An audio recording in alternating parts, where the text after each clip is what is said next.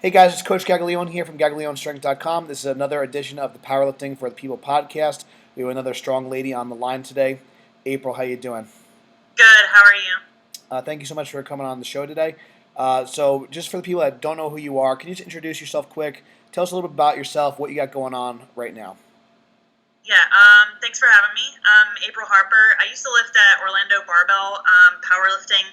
It's been 2 years since my last powerlifting meet. I actually totaled number 3 in the nation under powerlifting watches, their rankings, Awesome. and from there, basically, I just kind of got to where I was like, I'm going to take a short break, which ended up being a 2-year break. And I accidentally switched over to weightlifting. For some of you, it's Olympic lifting. It's snatch and clean and jerk. So I'm still training for that. I've competed about 6 or 7 times in the last 2 years. And I'm kind of trying to tiptoe back into powerlifting. I really miss it a lot. It's really hard for me to manage both of them, though. So I'm trying to figure out how to do that Sure. the best way that I can. Finding a coach who programs and knows how to do both of them is probably the hardest part of that. So I'm kind of going to keep with Daniel Camargo for my Olympic lifting for now, and then probably just follow the program that I followed before with powerlifting, which was Brian Schwab's program, the minimalist method. It worked the best for me, and I think it's going to mesh well with what I do for the Olympic lifting. Cool. So I just want to kind of rewind a little bit, kind of go back in time a little bit, and I want you to kind of go back to a time where maybe you weren't lifting weights yet. Tell us kind of like how you got started in strength training. Maybe what was the first time lifting a barbell like, and how did you kind of get started with it? High school. I actually played varsity soccer, and I was on dance team. And I took a weightlifting class because I've always kind of been like just an active person. I just love to use my body. It was a lot of fun for me. So I took a weightlifting class in high school, which was very much squat, bench, deadlift oriented. After high school, I didn't play soccer anymore, and I just kind of kept going to the gym, and I thought I wanted to do figure, and then I met my husband, then my boyfriend, and he was all Mark Bell, and powerlifting, and I was like, what is that? Who are these people? Whatever, just show me how to do it. So That's funny. I just started doing whatever he told me to do, and I just loved it. And we did our first meet, which was a push-pull in Georgia, and then we moved to Orlando within like 2 months of that and found Orlando Barbell, and Brian Schwab just kind of took me under his wing and made me his star pupil, so he calls me, and it was pretty much history from there. I loved it, got very addicted to it, and it was a really great ride. So how long was it like from the time that you started like lifting weights and the time that you actually entered your first powerlifting meet? And what kind of made you decide to take the jump from just like training to actually doing a contest? I'm a competitive person, not necessarily like, oh, that person's stronger than me, I want to beat them. I'm just like, as soon as I find out I do something and I enjoy it, if there's a way to compete, I'm going to compete. It's just who I am. And so I started lifting 2010. I guess I got more serious in the gym. And then 2012 was my first powerlifting meet.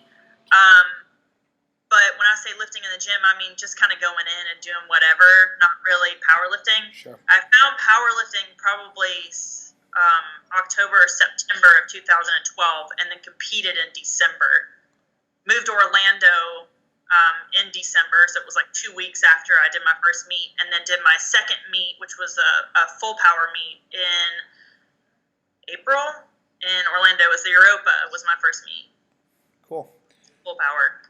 So and then how did you get involved with like training at Orlando Barbell, and then like what was that like kind of like going from maybe just kind of your normal day-to-day training, kind of just lifting some weights casually, to being in like a more kind of hardcore like powerlifting, more serious type environment? It was different. It was really cool. It was really intimidating. But they were very welcoming, especially to a girl, because a lot of gyms where they only have men, the big, strong men, they want women in there. They want you to get strong, and I don't know, it kind of brings more attention to that gym, which is a good thing. Sure. So basically, my husband found Orlando Barbell because he's like, we're going to a powerlifting gym. We're not going to LA Fitness. I was like, okay, whatever. So we found that gym, and it was a 30-minute drive on toll roads every day, which ended up costing about $120 a week at the end of it. But we moved closer, and it was much better after that. But when we first went in there, it's a smaller gym, so it's kind of tight, but everyone knows everyone. But he has everything you need to train there: chains, bands, different bars, monolift, things like that. And he was really welcoming. He was like, hey, I have a program, you can follow it. And I was like, sweet. So as long as you helped out at the meets, he coached for you and programmed for you for free. So, and he holds meets 2 times a year. So as long as you helped out, then he helped you out. Cool. That's really great. I think it's really kind of important, I think I love hearing stories like that because, I'm sure at some point someone's like kind of helped you, and it's good to like kind of give back and help each other. So Right, I think that's really cool. It's funny. I was just kind of chuckling a little bit because I was just in Orlando for USAPL Nationals a couple weeks ago, and I felt those tolls. There's so many tolls. I'm like, I wasn't like prepared. I'm like, I don't have like enough quarters. It was just like it was kind of crazy. But yeah, I actually trained at Brian's gym a couple of times because I was coaching people in the morning and at night, so it was nice to like have that like 24-hour access and be able to just get my workouts in. So that was really cool. So just as like a little side note, but cool. So I know so like I said, before like we started the recording, I kind of mentioned that I saw you compete at Royal Unity, which at the time was one of those premier meets. I know it kind of fizzled out a little bit over the last couple of years, but for the last like 9 years or so, it's been a very big national level meet. A lot of high level competitors there. I know like the first Royal Unity that I went to, I remember like Andre Milanichev was there, and then Dan Greeden broke the 220 sleeved record, and Caitlin Trout was still competing, and she like squatted I think close to 400 pounds. I think it was like 390 pounds at 123. All this great stuff. So how did you go from just like what was it like? I guess like when did you want to like kind of take things to the next level? And was there? I know you said you like to be competitive, but what was it like kind of doing like a meet on a bigger stage, even though it was in your kind of backyard? But what was that kind of like? And then what advice do you have to people that maybe want to sort of take their training a little bit more serious, and maybe do a meet like on a bigger stage, like a USAPL Nationals or an XPC Finals or whatever, US Open or one of these other like kind of big meets? I think because it was in Orlando and everyone from our gym was competing, it didn't really feel like a big meet to me. So I was kind of like, I was in the zone for that meet. I don't know what it was, but I was just like, I'm ready. Let's do this. I'm going to train. I'm going to go. I'm going to do my best. Like, nothing else entered my mind. Like, I wasn't worried about the competition, the people. I wasn't worried about anything. I was just wanted so desperately to hit certain numbers, and I didn't care about anything else. And I think that's probably the most important thing you got to think about is, you have goals that you've set, and those goals shouldn't be about other people. They should be about what you want for yourself, which is, for me, I really wanted, I had just recently hit 400 deadlift, which was totally unexpected. I cried right after I did it.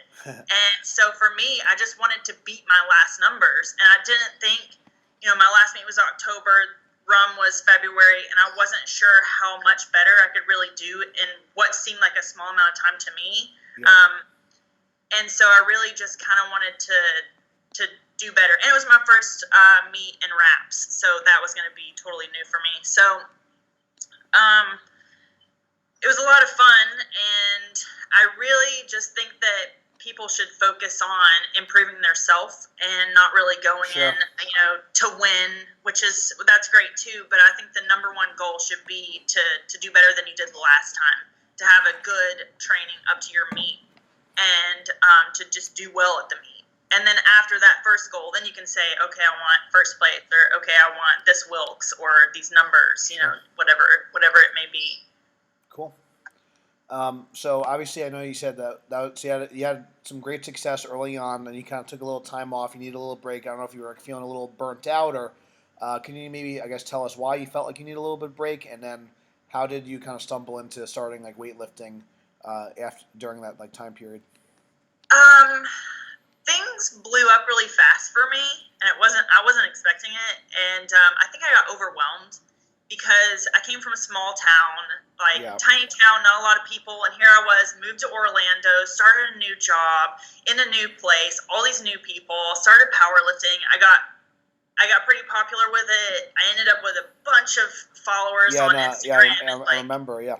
yeah, people like coming at you from every angle, like sponsorships and everybody wants to coach you and bring you under their wing. And I was like, I have a coach, and like people just were at me. Yeah, I felt like, yeah, and I was it just like, gets, yeah, that's kind of crazy, yeah. yeah, and I was just lifting because I loved it. I wasn't really trying to get anything out of it except this is what I do.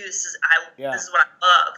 I just had a passion for it, and the hate on Instagram got to where I was just like, God, I didn't want to log in anymore, and I what, kind of couldn't handle it anymore, right. I guess.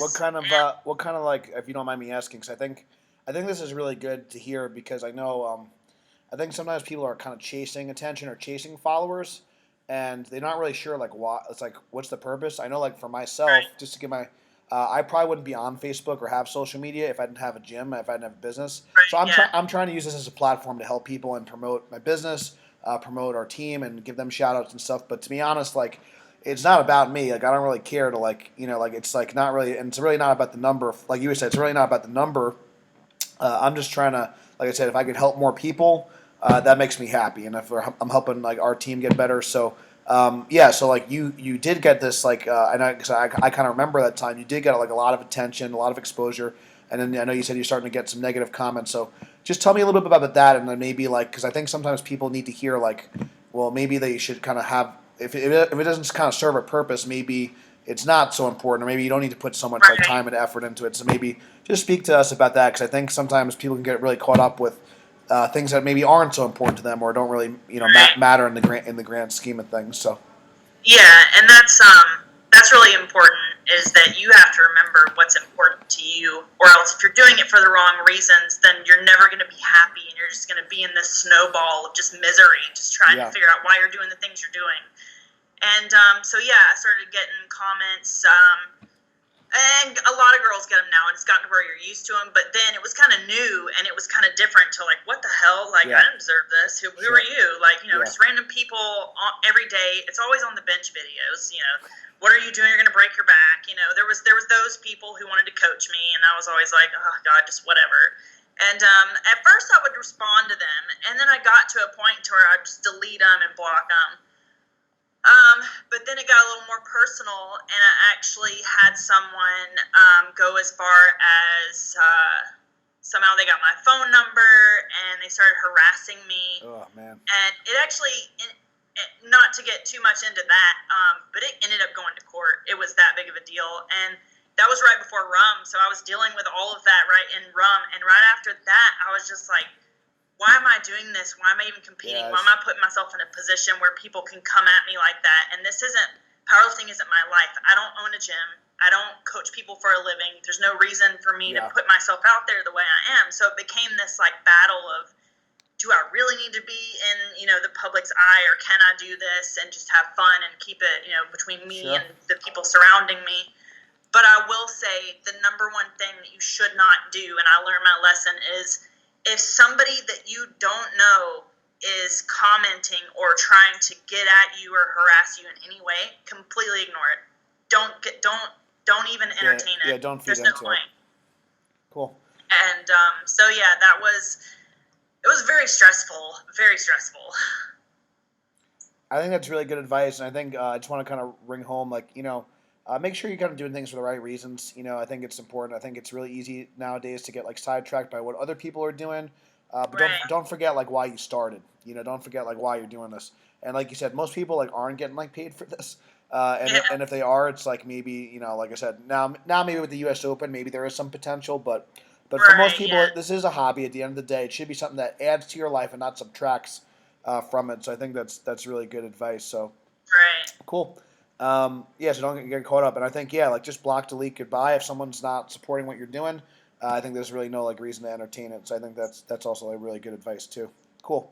So I think that maybe that might have this may be related or not, but I always also like to ask like. I'll pause on that question. So let's just go back to. So you need a little break. You want to kind of get out of the limelight a little bit. So how did you like get into weightlifting? Did you just need to like do something different? Did you want to like kind of get away from the powerlifting scene for a little bit, or how did you kind of start competing in that sport? I did feel the need to. I do have quite a bit of knowledge from experience, not from education. So I wanted to coach people. I wanted to help people however I could. So at one point when I was powerlifting, I started coaching people, but I didn't feel qualified, and I didn't want to be one of those people who was like, "Ooh, look at me! I'm a good lifter. Let me coach you." Yeah, And I yeah, didn't feel like that was that's right. sure. Yeah. That's So I stopped. I stopped doing that. I did it for a few months, and then I was like, you know what? I kind of feel like they need to go to someone who has the experience in sure. coaching, and not just someone who has the experience in lifting. It's really So I didn't feel like it was fair. So I stopped. And from there, I had actually gotten my CrossFit cert a while back, and I decided to go and refresh my memory on the lifts so that I could coach CrossFit and help people that way.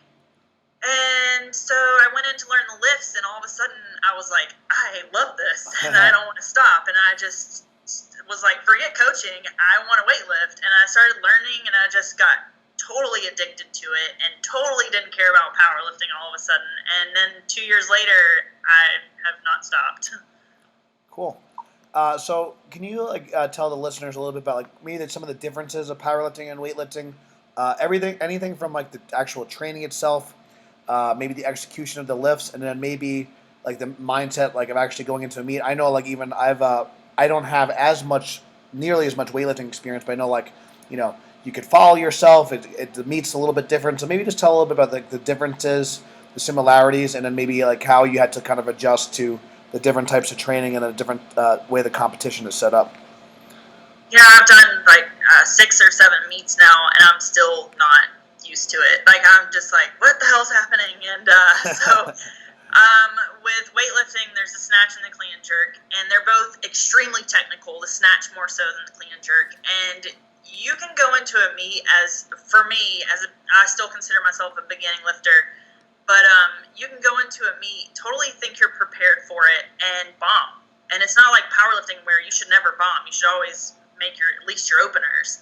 Well, you can bomb your snatch because if you're off by It's a little bit, just yeah. a tiny little bit forward, you're off by a mile. And it don't matter if you can do that lift with your eyes closed, dead asleep, dying, whatever. You can totally bomb out. I've seen it 100 times. And my last meet was actually a bomb out. I'm recovering mentally from that. And people do it often on international stages. They bomb out of a meet just because their technique was just a hair off that day, and they miss every single snatch, and then you're out. And if you bomb one lift, you're totally out of the meet in most scenarios. But smaller meets, they'll let you continue to meet. You can still do your clean and jerk. But yeah, you can follow yourself. If you're lifting, say you're going to snatch 60 and your next attempt is going to be 63, well, if no one takes an attempt in between that, and sometimes they don't, they'll play the cards, and they're always, no matter what level you're at, people are always playing those cards trying to beat you all the time, and it's pretty strange to me. I don't pay attention, but I know they do it.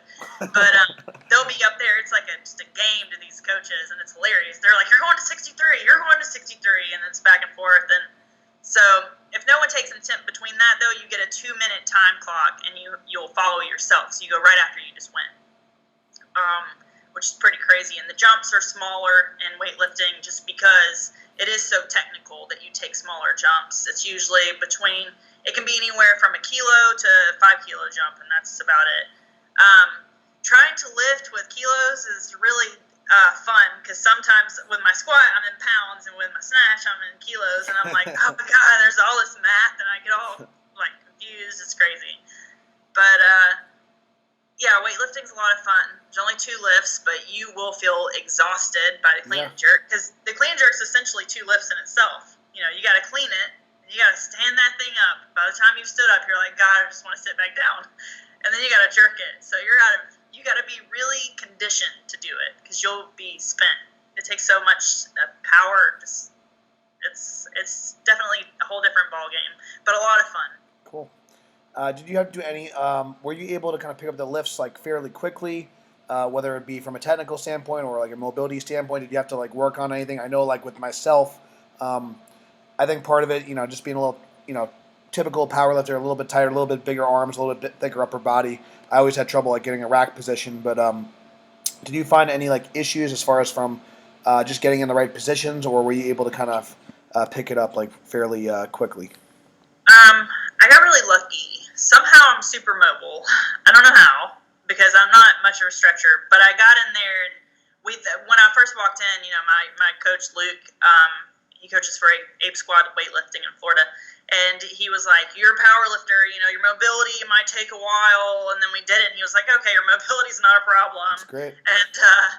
And then he was excited because I was strong, so he was like, "Well, you should probably, do pretty well pretty fast." But technique-wise, it was so hard. I was like jumping forward because, you're used to deadlifting, and a clean is the opposite. You pull the bar into you, and then you explode off the ground, where, a deadlift, you're bringing your hips to the bar. And it's like, what's happening? Because I was doing everything totally backwards. So I'm bringing my hips to the bar as hard as I could, and the bar is swinging out front, and I'm jumping 3 miles forward. And so mobility, I didn't have an issue, but most people do, and they have to work on that. My husband, no way. He's not getting in the front rack to save his life. It's not happening. But I could do all of that fine. And I was actually still able to bench and snatch and not have any effect on one or the other, which people told me, if you snatch, you're going to ruin your bench. If you bench, you're going to ruin your snatch. That was never an issue for me. It might be for somebody, but I didn't have a problem with it. But I have gotten, I would say I'm pretty good as far as my numbers. The only thing I feel like's really holding me back is technique, because learning the jerk's been the hardest, because it's something, I never really did that at all. Snatch, I love. The clean, I don't really care for. But I would say most people are going to struggle with their mobility. I just got lucky and I didn't, for whatever reason. Cool. If someone wanted to get into weightlifting, maybe they're powerlifting right now, maybe they're kind of considering it, maybe they are a CrossFitter and they want to try, like they're a little bit more interested in the barbell side of things of CrossFit. What advice would you have for somebody who's trying out weightlifting for the first time? I know, just like you said, sometimes it can be very frustrating. A lift you normally hit like routinely, and then you just can't seem to get it that day. So, what kind of advice can you give someone that maybe want to get ready for a weightlifting meet or just try weightlifting in general? I definitely would say make sure you find a weightlifting coach. I wouldn't just go into a CrossFit gym and just pick anyone, because they do know the lifts, but they coach it in a different way. Sure. Because they're CrossFit. It's totally different. The lifts are the same, but they coach it differently because they're doing it for reps. They're not doing it for maxes. So some of them may not be as good as somebody who is specifically weightlifting. Sure. So find a specifically weightlifting coach who coaches weightlifters and goes to meets with weightlifters. Work on just like with anything, work on your technique first and then worry about the weight. Because if your technique isn't right in this sport, it will hold you back. Powerlifting, you can be just brute strong and do it wrong and still have pretty good lifts. But weightlifting, your strength does not matter. Because if your technique is off, it's not going to happen. So definitely focus on that first off. And don't give up. Everybody says that, but really, the more you work on it, the more you practice it, you'll get better. I'm a very visual learner, so I spend a lot of time on YouTube. Hook Grip has a lot of slow motion videos, which saved me because I didn't understand the lifts for a while, so I watched them in slow motion, and then I understood what was happening. So that helped me a lot. So I would say, study that. Catalyst Athletics has a great website with a bunch of free articles, information, free programming, which is great. If you can't pay $100 to $200 for a month for a coach. So there's a lot of good stuff out there that can help you get started. And a lot of people, just like powerlifting, they're very helpful. They're ready for you to come in. They want the sport to grow. So it's really great. Cool. Yeah, I think maybe even more so than powerlifting, being able to take video and slow things down probably for weightlifting is probably even more important because it happens so fast, and sometimes you really can't see those mistakes in real time. But then when you slow it down, okay, like you said, I bumped the bar too far forward, or I took a step this way, or whatever, or I bent my arms too early, or whatever the case may be. I think that's really cool. So, so now that you're kind of I know you said you're kind of dabbling in both. What has that kind of been like? What does your kind of training look like as far as how many weightlifting workouts are you doing? Do you kind of do the workouts together? Do you do them separate? Like, how does that your training look like now, and how are you like kind of looking to train for both at the same time? Um, I'm still figuring that part out because the meet I'm planning on doing is the Europa, which is in April. So my training for that won't actually start till January. So right now I'm kind of trying to still plan it, but Cool. I was still training for both in the beginning when I started weightlifting. So what I'll do is weightlifting 5 days a week, and then 3 of those days I will add the power lifts in, so deadlift and bench, but competition, because you still do squats like crazy for Sure. weightlifting. Yeah. You still do a deadlift, but it's a clean, Pulls. Yeah. hook grip cleans, basically. So I'll just throw sumo deadlift on top of that, and then a bench in there somewhere. And eventually, I'll probably just, whatever I squat is whatever I squat. Like, I'll probably do like a taper, 4 or 2 weeks out for the meet. But you squat so much in weightlifting that I'm not really too concerned with that. Cool. So another question I like to ask the girls when they come on: have you experienced any setbacks? I know you talked about like, some of the negative comments, but maybe like some injuries or anything else. And then if so, like how did you kind of like overcome that? I did actually. After rum, I got really excited that I PR'd my deadlift again. So I was like, I'm going to go to the gym and I'm going to try to max it again because it was No. really easy at rum. Yeah. So about a week or two later, I think I was like, I'm going to max it again and see how much more I really have in the tank. Well, I pulled 434 at rum. And I went into the gym and I worked up to about 365, and something terrible happened. I just went to pick it up, and all of a sudden I had this sharp pain in my back, and I sat on the floor, and I've never experienced this in my life. Sat on the floor, and I just was like freaked out, started crying, and I don't cry. Like, I'm not, like, I don't know, I have a tolerance to pain or something, I don't know, but this pain was like no other. I sat on the floor, started crying. My husband's like, if you're crying, you're going to the hospital because something's really wrong. And I was like, I don't think I need to go to the hospital, but I can't get up. And it was like crawling across the floor. Anyway, turned out I just sprained something in my lower back really bad. And ever since then, I've had QL and SI issues. Just, it'll flare up. But strangely enough, it only flares up because of squats, not deadlifts. I'll get soreness from deadlifts, but squats really mess it up. So I've just found, recovery stretching is a big thing, Epsom baths, and when it's flaring up and bothering me, I'll ice it, things like that. But I just know it's going to be probably an issue forever, pretty much at this point. I'm always going to have a little flare up of it, and the more consistently I train, though, the less I have problems with it. So if I stop training or get inconsistent with my training, I notice that the second I start back consistently, all of a sudden it'll start hurting more. So. Well, I hope that doesn't happen again. I know Yeah. it's sometimes you gotta like learn the hard way, but it's good to see Yeah, you. I do that often. Cool. So another question I like to ask, a lot of women listen to this. Maybe they're like on the fence of starting powerlifting or weightlifting. Just let's say they're just trying to get into the gym for the first time and start lifting weights.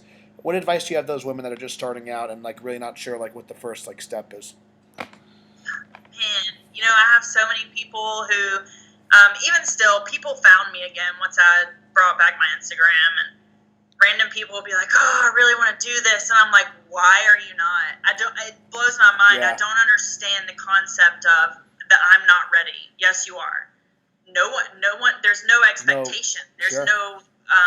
There's no minimum that you have to lift. Like, just go do it, because the second you do, you're going to see how much you love it. And if you don't, then you don't. But trust me, there's like a 98% chance that you will. And so you're missing out on something all because you think that you can't, or think that, you're not good enough, which is crazy. I don't know. I just think that if you have the urge to do something that's not going to hurt you or hurt anybody around you, and it's a good thing, I don't see the point in not doing it. Because you could really be missing out on something that could change your life, And it changed mine. I used to not really have much to do with my time, so I ended up doing things like going out and drinking, and I got a DUI, and like I was just always into something that wasn't good for me. So when I found powerlifting, training took up my time. It kept me busy and made me happy, and I was improving. And I never had body image issues, but it did make me feel better about the way I looked. Not that I ever thought I looked terrible, which also blows my mind that people think that way. But Yeah. it's just it's a really good thing to get into, and there's no time. There's no reason you have to wait to start. Not at all. And everybody is welcoming. So if you find a girl and you see her lifting, just ask her questions. She's not going to tell you no. She's not going to discourage you. She's going to, she's going to motivate you and tell you, yeah, come on, jump in here. Cool. Well, I think that's really good advice, and I think especially like the part like it's just there's a positive outlet for everyone, and maybe not everyone's gonna deadlift 400 or 500 pounds or anything like that, and that's fine. But just taking that first step, and it's about positive self growth. It's a positive outlet.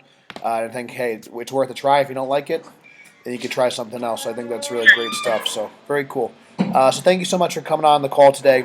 Where can people find more about you if they want to kind of see like what they're doing? I don't know if you're like promoting your page or not anymore, but if they want to see like more like what you're doing. Back out there now that I'm kind of used to that's how the world is now. But yeah, thanks a lot for having me on. I didn't expect it because I've been gone so long. Most people don't even know who I am. Not that I'm anybody special, but yeah, I'm on Instagram. It's just _April_Harper. I might have that kind of backwards, but it's just my name. And I still have a YouTube account. I don't really post there anymore, but there's old videos of all my powerlifting that people love to watch. And that's about it. I mean, I might get back out there on the powerlifting platform. We'll see. I'm going to work on it. Cool. Well, we wish you the best of luck. For those of you guys listening, I hope you guys enjoyed the interview. Please give us a 5-star review on iTunes. Helps other people find us. You guys can check out the links below. Definitely give April a follow and wish her some good luck in her upcoming meets and her training. So thank you so much for watching, and we'll see you guys next time. Thanks. Bye.